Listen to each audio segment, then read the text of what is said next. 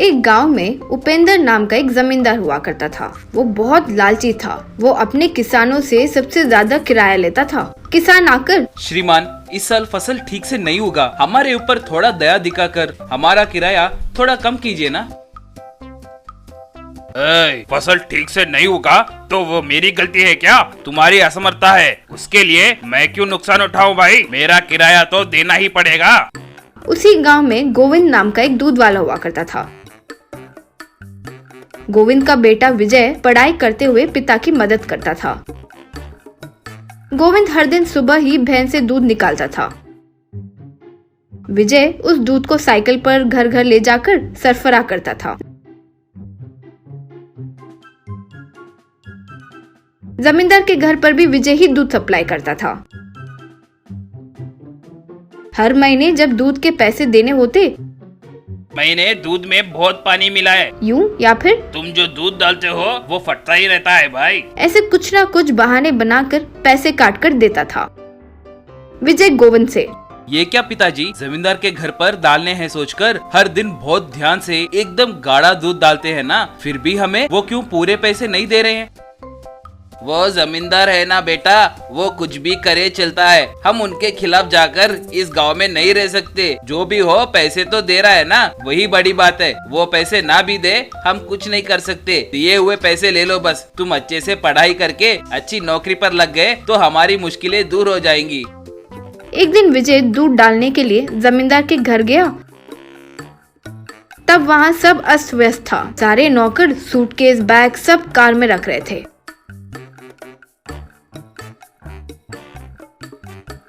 विजय को कुछ समझ नहीं आया। वो नौकर में से एक को बुलाकर,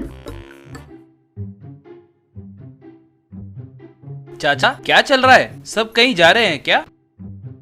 सरकारी अफसर कोई आ रहे हैं कह रहे हैं, इसलिए पैसा सोना सब कुछ दिनों के लिए कई छुपाने ले जा रहे हैं। ये सब तो मामूली बातें रहे। तब विजय अपने मन में, 4 कार भरे जितना पैसे रखकर मुझे मेरे दूध के पैसे के लिए तंग कर रहा है। क्या कर लेगा इन सब पैसों से? सोचा।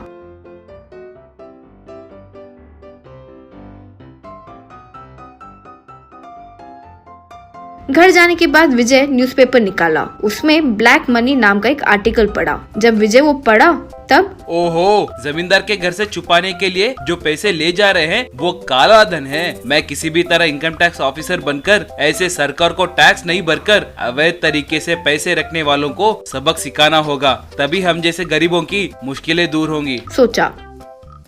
उस दिन से विजय खूब मेहनत से पढ़ने लगा। कभी भी थोड़ा बहुत समय मिल जाता तो लाइब्रेरी जाकर वहाँ किताबें पढ़ता था। इस तरह कुछ साल बीत गए।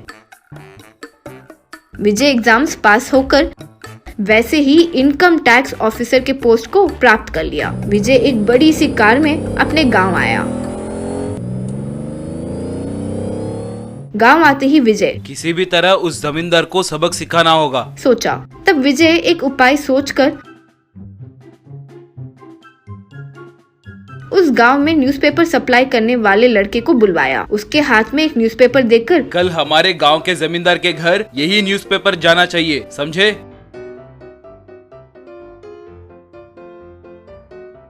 फिर वो गांव के केबल टीवी को चलाने वाले को बुलवाया। उससे कुछ कहा।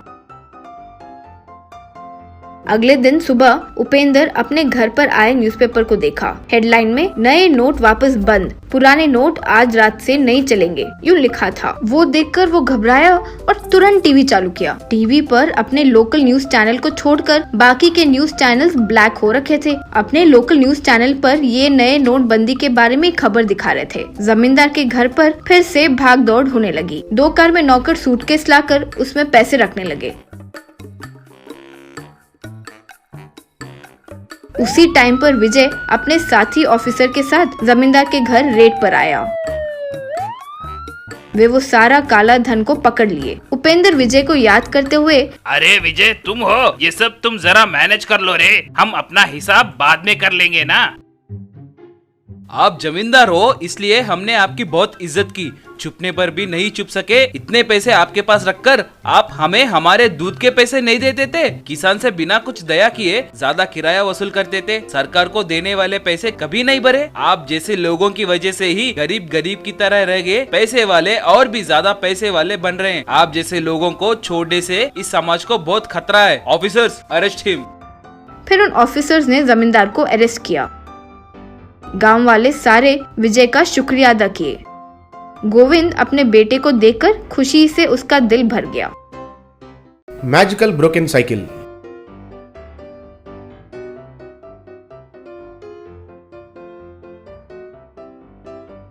एक गांव में किशोर नाम का एक गरीब आदमी रहता था। किशोर उनकी पत्नी राधा और बेटा मंकू के साथ एक झोंपड़े में जीता था। किशोर बहुत मेहनत करके मंकू को पढ़ाता था। किशोर हर रोज उनके पुराना साइकिल पर मंकू को स्कूल को ले जाता था। बाद में अंडे होलसेल व्यापारी के पास जाता था।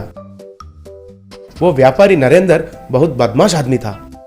किशोर उनके पास अंडे लेकर उनके साइकिल के पीछे रखकर उन अंडों को किराना दुकान वालों को सप्लाई करता था। नरेंद्र ऐसे किशोर के साथ हर रोज 20-25 ट्रिप्स लगवाता था। ऐसे ही उनके साथ बगल वाले गांव में भी अंडों का सप्लाई करवाता था। बहुत मेहनत करने के बाद शाम में जब पैसे देते समय नरेंद्र झूठा हिसाब दिखाकर किशोर को कम पैसा देता था।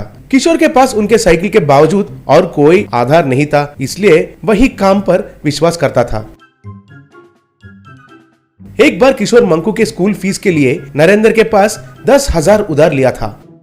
बस अगले दिन से नरेंद्र किशोर के साथ, क्यों बे किशोर, तुम्हें काम पर कितने बजे आना है और कितने बजे आ रहे हो? हाँ, मैं तो रोज की तरह 7:30 बजे को ही आ रहा हूँ मालिक। अब से तुमको रोज 7 बजे को ही काम पर आना होगा और तुम्हारे बेटे को स्कूल छोड़ना बंद कर दो। स्कूल बस के लिए पैसे नहीं है तो पैदल जाने को कहो। कल से मैं और 2 दुकान को अंडे सप्लाई करने का है।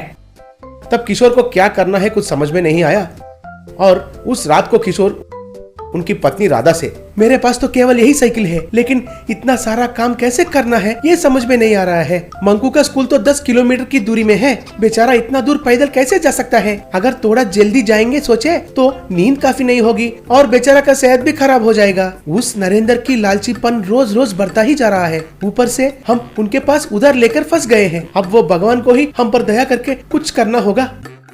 तब राधा को क्या कहना है कुछ समझ में नहीं आया और दुखी हुई। इतने में एक बूढ़ी औरत उनके झोंपड़े के पास आई और किशोर से, देखो बेटा, मैं बगल वाले गांव से आई हूँ। आखिरी बस भी चला गया और अंधेरा भी हो गया। घर में मेरा बूढ़ा मर्द मेरे लिए परेशान होता होगा। मुझे थोड़ा घर पहुंचा दो बेटा, तुमको पुण्य प्राप्त होगा। तब किशोर एक पल के लिए भी नहीं सोचा और उस औरत को उनके साइकिल पर बिठाकर चलाने लगा। ऐसे किशोर 20 किलोमीटर साइकिल चलाकर उस औरत को उनके घर पहुंचाया। जरूरत लोगों को मदद करने से तुमको जरूर कुछ मदद मिलेगा बेटा। कल से तुम्हारे साइकिल ही तुमको बहुत इस्तेमाल आएगी। जीते रहो बेटा, कहकर आशीर्वाद देकर गायब हो गई। किशोर हैरान हो गया था। अगले दिन किशोर साइकिल पर मंकू को बिठाया और मंकू स्कूल बैग पहनकर साइकिल पर बैठ गया। बस वो साइकिल 2 हिस्सों में अलग हो गया था। वो देखकर वे दोनों हैरान हो गए थे।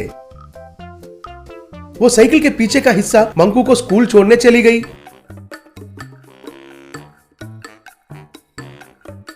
वो साइकिल ऐसे जोर से जा रहा था तो गांव वाले सब लोग हैरान होकर देखने लगे। फिर वो साइकिल मंकू को स्कूल में छोड़ दिया। सब बच्चे वो देखकर खुशी से तालियां बजाए। किशोर साइकिल के आगे का हिस्सा पर नरेंद्र की दुकान को गया।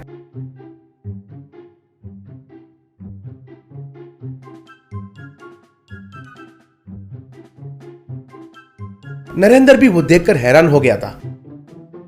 अरे किशोर, तुम तो आज वक्त पर पहुंच गए हो, लेकिन साइकिल का पीछे का हिस्सा कहाँ है? टूट गया है क्या? अब ये अंडे कैसे लेके जाओगे रे? आप अंडे को तैयार कीजिए सर, इतने में मेरा साइकिल का पीछे का हिस्सा आ जाएगा। पीछे वाला हिस्सा आ जाएगा? ये क्या बात कर रहे हो तुम? इतने में साइकिल का पीछे का हिस्सा अपने आप उधर आई। तब नरेंद्र घस खाकर गिर गया। तब से किशोर हर रोज अंडों को साइकिल के पीछे का हिस्सा में बांधकर दुकानों को सप्लाई करता था और वो दुकान वाले चौंक कर वो अंडे लेते थे। किशोर आगे का हिस्सा पर मार्केट को जाता था, उधर फल का व्यापार शुरू किया था। किशोर ऐसे साइकिल के आगे का हिस्सा पर शाम को नरेंद्र का दुकान को आता था। देखो सर, आज मेरा साइकिल 1000 अंडों का सप्लाई किया है, मेरा कमीशन दिया तो मैं जाता हूँ। तब नरेंद्र का माइंड ब्लॉक होकर कुछ भी नहीं बोले बिना पैसा देता था। ऐसे किशोर एक तरफ अंडों का सप्लाई और एक तरफ फल का व्यापार दोनों करते हुए बहुत सारे पैसे कमाया था। इतना ही नहीं, हर रविवार को सर्कस में किशोर साइकिल से फीड भी करता था। ऐसे किशोर जल्द ही एक अच्छा सा घर बनाया था। किशोर अपने आप एक होलसेल अंडों का व्यापार भी शुरू किया था। इससे नरेंद्र नहीं सह पाया और किशोर का साइकिल को कैसे भी चुरा कर उससे पैसे कमाना चाहता था। उस रात को नरेंद्र ने किशोर का साइकिल को उसके घर के सामने से चुरा लिया।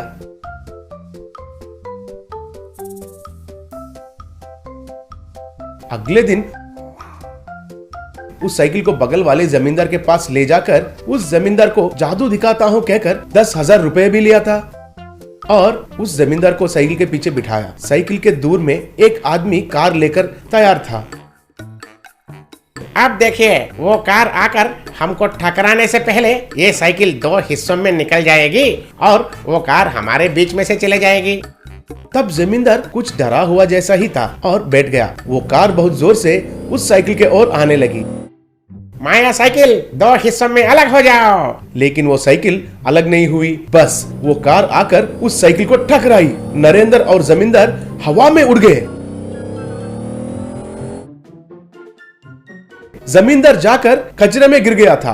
नरेंद्र और एक जगह पर गिर गया था, लेकिन उस साइकिल को कुछ भी नहीं हुआ और वो साइकिल अपने आप उधर से किशोर के घर चली गई। बाद में जमींदार के आदमी किशोर को पकड़कर खूब धुलाई किए।